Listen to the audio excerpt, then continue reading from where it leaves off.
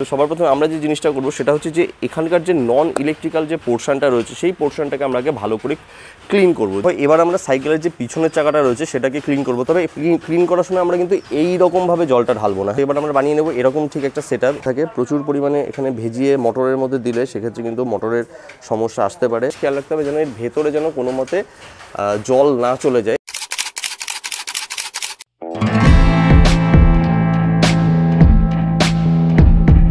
গত এক মাস হলো আমি একটা ইলেকট্রিক সাইকেল নিয়েছি, যেটা হচ্ছে ই-মোটররাড X1। এবার এই সাইকেলটা আমি প্রায় এক মাসে 300 থেকে 350 কিলোমিটার ধরে চালিয়ে ফেলেছি, এবং 300 থেকে 350 কিলোমিটার চালানোর পরে এই সাইকেলটাতে বেশ কিছু কাদা জমেছে, নোংরা হয়েছে। এবার আমার যে প্রয়োজন সেটা হচ্ছে এই সাইকেলটাকে একটা প্রপার ক্লিন করার। কিন্তু আমি অনেক জায়গায় দেখলাম এই সাইকেল মানে আমাদের যে ইলেকট্রিক সাইকেলগুলো হয় সেগুলো প্রপারভাবে ক্লিন করার মতো কোনো রকম সেরকম কোনো গাইডেন্সই আমি কিন্তু খুঁজে পেলাম না। আর দেখো, সাইকেলের নোংরা ব্যাপারটা আমার একদমই পছন্দ না। তো আমি সাইকেলটাকে আজকে প্রপারভাবে ক্লিন করব। তবে একটা জিনিস আমাদেরকে মাথায় রাখতে হবে যে এটা হচ্ছে কিন্তু একটা ইলেকট্রিক সাইকেল, তো এটাকে কিন্তু নর্মাল যেভাবে আমরা সাইকেল ওয়াশ করি সেভাবে ওয়াশ করলে এটাকে হবে না। আমাদের অনেক কিছু কিন্তু সাবধানতার সঙ্গে এই সাইকেলটাকে ওয়াশ করতে হবে। তাহলে চলো দেখাই যে একটা ইলেকট্রিক সাইকেলকে ঠিক কিভাবে আমরা ওয়াশ করলে সাইকেলটা একদম পুরোপুরি ঠিকঠাক থাকবে। তো আজকে আমরা ই-মোটররাড X1 এই যে সাইকেলটা রয়েছে এটার আজকে আমরা একটা ওয়াশ করব। এই সাইকেলটা অনেকটাই বেশ নোংরা হয়েছে, তো এই সাইকেলটাকে আমরা আজকে ওয়াশ করব। তো দেখো, ওয়াশ করার জন্য আমি এখানে একটা সেটআপ করে নিয়েছি, বাড়ির এই গ্রিলের সাথে আর এই গাছের সাথে নিয়ে সাইকেলটাকে এরকম করে ঝুলিয়ে নিয়েছি যাতে আমার ওয়াশ করতে একটুখানি সুবিধা হয়। আর এখানে যে পোর্শনটা রয়েছে দেখো, এখানে যে মেন এর ইলেকট্রিক্যাল পোর্শনটা রয়েছে, কন্ট্রোলার রয়েছে, সেটাকে কিন্তু আমি ভালো করে এরকম প্লাস্টিক দিয়ে আটকে দিয়েছি। আর আমাদের যখন ওয়াশ করব তখন আমাদের এই পেছনে যে হাব মোটরটা রয়েছে এই দিকটাকে কিন্তু আমরা বিশেষভাবে খেয়াল রাখবো। তো সবার প্রথমে আমরা যে জিনিসটা করব সেটা হচ্ছে যে এখানকার যে নন ইলেকট্রিক্যাল যে পোর্শনটা রয়েছে সেই পোর্শনটাকে আমরা আগে ভালো করে ক্লিন করব। যে কীরকম, যে এই যে সামনের যে পোর্শনটা রয়েছে এই পোর্শনটাতে তুমি যদি জল দাও তাহলে সেক্ষেত্রে কোনো রকম কোনো সমস্যা হবে না। তো আমরা চেষ্টা করব এই জায়গাটাকে ভালো করে নর্মালি যেরকম জল দিয়ে আমরা নর্মাল সাইকেল ক্লিন করি, তো ঠিক এই যে পোর্শনটা, এই যে সামনের এই যে পোর্শনটা, এই পোর্শনটাকে আমরা ক্লিন করে নেবো, চাকাটাকেও ক্লিন করে নেবো, এই যে সাসপেনশনটা রয়েছে এটাকেও আমরা ঠিকঠাক করে ক্লিন করে নেব। তো নর্মাল এরকম জল নিয়ে আমরা জাস্ট এই জায়গাগুলোকে ভালো করে আগে এরকম করে যেরকম করে সাইকেল ক্লিন করি ঠিক সেরকম করে ধুয়ে নেব এরকম করে। আর তার সাথে সাথে এই যে টায়ারটা রয়েছে এই টায়ারটাকেও আমরা ভালো করে একদম এখন ক্লিন করে নেব, এরকম করে ওয়াশ করে নেব। তো এরপরে এরকম 2 টাকার আমরা একটা ছোট্ট ডাব নেব, আর ডাব নিয়ে এই যে এরকম এই যে ব্রাশগুলো আছে এই ব্রাশগুলোকে নিয়ে এই টায়ারটাকে আমরা আগে সবার আগে ক্লিন করে নেব। এই টায়ারটাকে ভালো করে ক্লিন করাটা দরকার, কারণ এই টায়ার যদি ধরো তোমার ক্লিন থাকে না তাহলে তোমার সাইকেলটা মনে হবে একদম পুরোপুরি একদম নতুন মনে হবে। তুমি যে কোনো সময় যে কোনো টায়ার যদি যখনই ক্লিন করবে তো তোমার সেক্ষেত্রে মনে হবে সাইকেলের একটা অন্যরকম লুকস চলে এসছে। তো তার জন্য এই টায়ারটাকে আমরা আগে ক্লিন করে নেব। তো এবার শ্যাম্পু দিয়ে মোটামুটি এটা বেশ ভালো ক্লিন হয়ে গেছে। আর এবার আমরা এটাকে জল দিয়ে এরকম করে জাস্ট ধুয়ে নেব এই পাশের পোর্শনটা। দেখো একদম পুরো এটা চাকা কিন্তু একদম পুরো দেখো একদম পুরো নতুনের মতো ঝকঝক করছে, একদম দারুণভাবে চাকাটা কিন্তু ক্লিন হয়ে গেছে। তারপরে এরকম একটা ছোট্ট ন্যাকড়া নেব, আর ন্যাকড়া নিয়ে এর মধ্যে আমরা কি করব, এরকম করে হালকা করে শ্যাম্পু দিয়ে নেব, আর এইগুলোকে আমরা একটু ভালো করে শ্যাম্পু দিয়ে ক্লিন করব।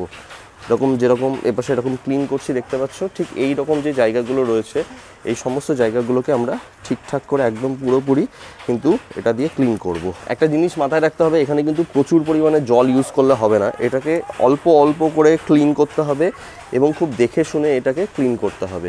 এই যে তারগুলো যেগুলো রয়েছে এগুলোকে আমি ক্লিন করে দিচ্ছি, আর এই তারগুলোকে ক্লিন করতে পারো, এর মধ্যে কোনো অসুবিধা নেই, কারণ এর ভেতর দিয়ে থাকে ইলেকট্রিক্যাল ওয়্যার।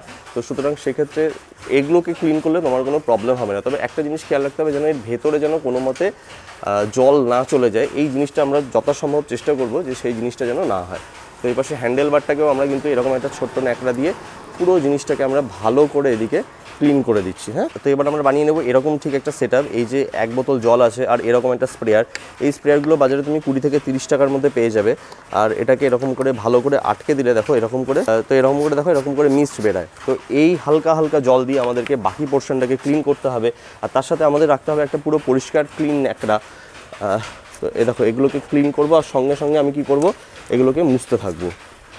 এগুলোকে এরকম করে জাস্ট এর মধ্যে স্প্রে করব আর মুছতে থাকবো, হ্যান্ডেলেও দেবো আর এপাশে মুছতে থাকবো জিনিসটাকে।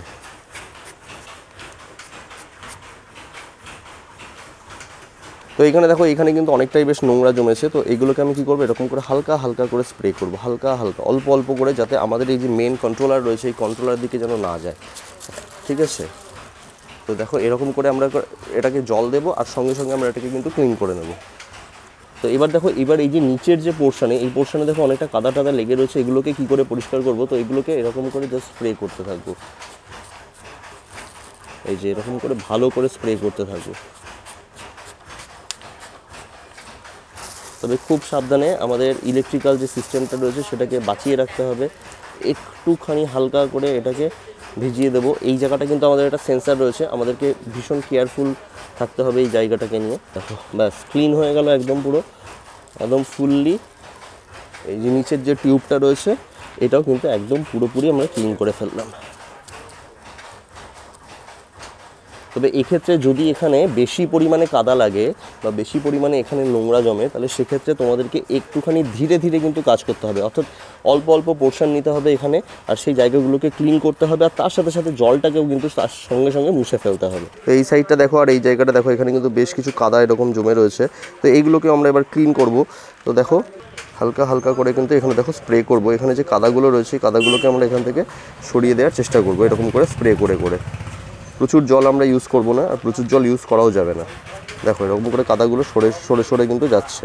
তো এবার আমরা এই পিছনের পোর্শনটাতে কাজ করব। এখানে হালকা একটুখানি এই যে ন্যাকড়াটা রয়েছে এটাকে ভিজিয়ে নিয়ে এই জায়গাটা আমরা পরিষ্কার করে নেব।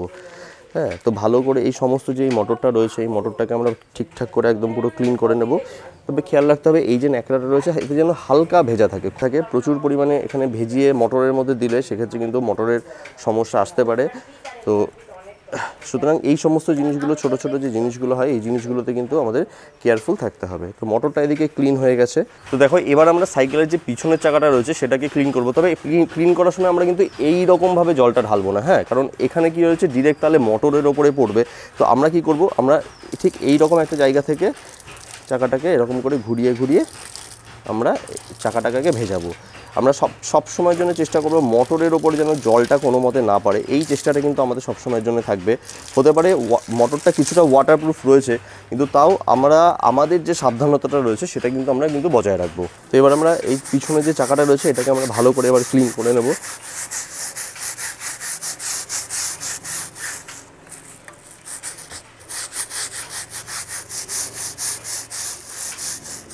তো এই ব্রাশটা দিয়ে আমরা বেশ ভালো করে ঘষে ঘষে এই টায়ারটাকে কিন্তু আমরা ক্লিন করে নেব। একদম মানে যতটা সম্ভব ভালো করে হয় আমরা ঠিক ততটাই ভালো করে ক্লিন করব, এবং ঠিক এক্স্যাক্ট যেরকম করে সামনের চাকাটা আমরা ক্লিন করেছিলাম ঠিক সেরকমভাবে আমরা ক্লিন করব। তবে একটা জিনিস সেটা হচ্ছে যে আমরা যখন এটাকে ক্লিয়ার করব, অর্থাৎ এই যে সাবানগুলো যে জলটা রয়েছে এটাকে যখন ক্লিন করব তখন সেটা কিভাবে ক্লিন করব সেটা কিন্তু একটা মোস্ট ইম্পর্টেন্ট বিষয়। এবার যখন সাইকেলের টায়ারটা আমরা যখন ধোবো তখনও কিন্তু আমরা জলটা ঠিক এরকমভাবে ফেলবো না, আমরা যেরকমভাবে ফেলবো সেটা হচ্ছে এই সাইড দিয়ে আমরা এই জলটাকে দিয়ে ক্লিন করব।